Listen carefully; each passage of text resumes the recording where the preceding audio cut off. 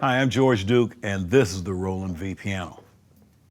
Well, you know what actually brought me into the idea of playing music, creating music, playing the piano was my mom used to take me to all kinds of concerts. She'd take me to see ballet, she'd take me to see orchestral concerts, jazz concerts, R&B, whatever, anything of a cultural nature, she would take me to be exposed to. So one day, she took me to see Duke Ellington, and he was doing something with his fingers. And I was 4.5 years old or so. I didn't know what he was doing. All I know is I heard this sound come out, and he was doing something with his fingers, and I later found out that he was playing the piano. Well, and then every now and then he'd wave his hands, and I thought he was waving at somebody. But something happened in the music, and I found out later on he was conducting. And his name was Duke. So I said, you know what, I want to be that guy. I thought he was a relative. But Mom said no, and so that drew me into the music. I didn't understand what he was doing or what was happening, but it made people smile. I felt good. The rhythms made me, want to move.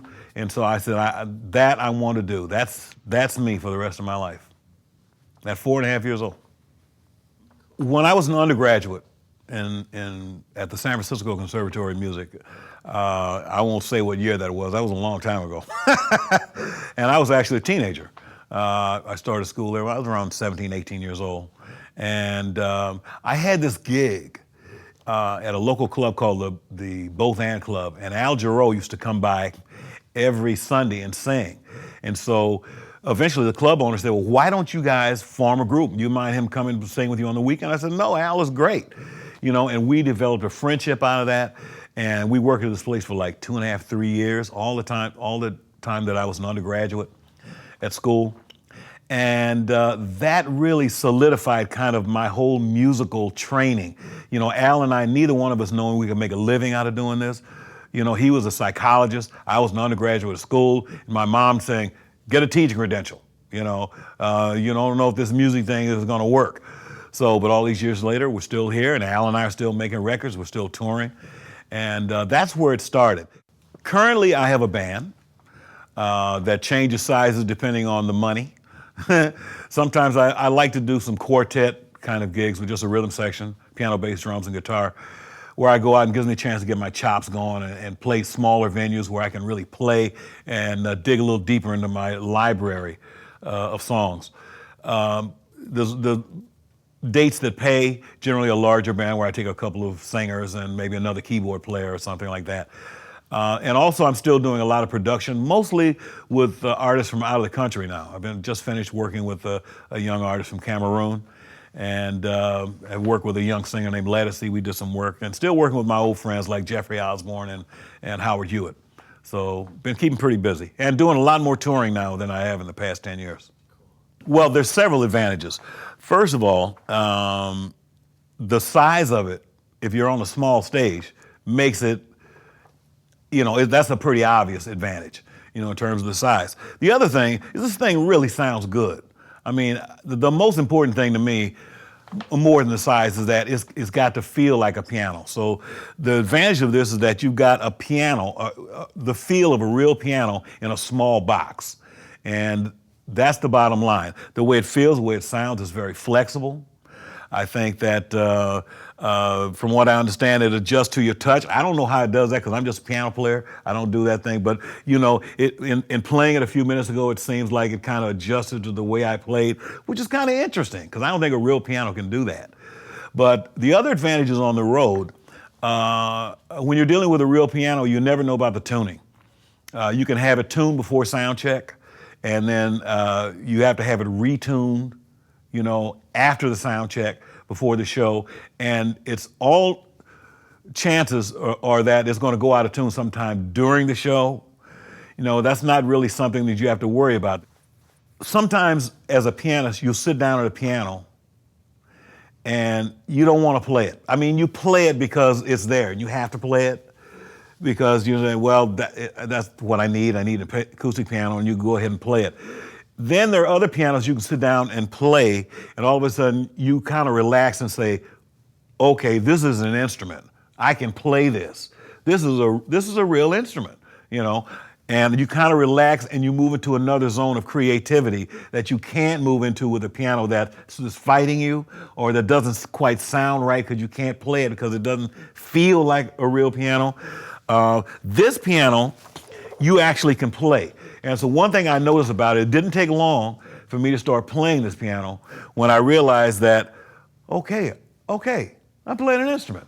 And I could really sit down and let my mind begin to do other things. Whether I'm playing softly, I can let the creative juices flow as I'm worrying about tuning, feel, or anything else. And then if I decide to get meaty, it's got that too. So that's what's so good about it, is that it's got the balls and it's got the beauty. So in other words, it's Beauty and the Beast. The first piano in here that you'll find, preset 1, is what we'll call the American piano. We call the vintage piano 1 here. And it's set, well, here, I'll just play it.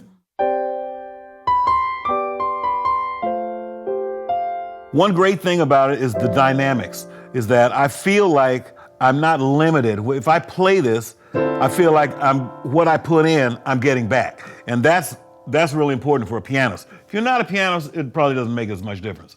But if you're a piano player, the dynamics of it are important. You want to go from the softest soft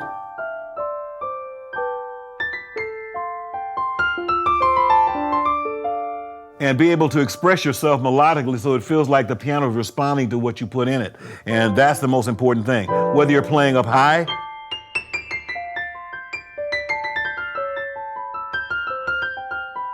or whether you're playing low.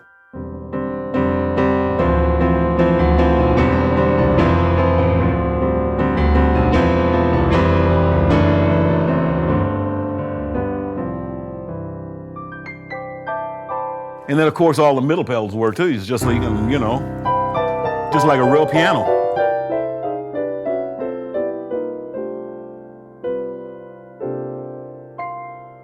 Okay, check this out.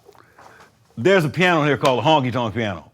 Now, for you guys that like to play some, rag, I can't really play rag. That's not what I do. But, it's got that kind of thing on. There's a couple of pianos in here that have that kind of vibe. And if you really need that in your show, you don't need to bring in an old beat-up upright. You can just play it right on this thing.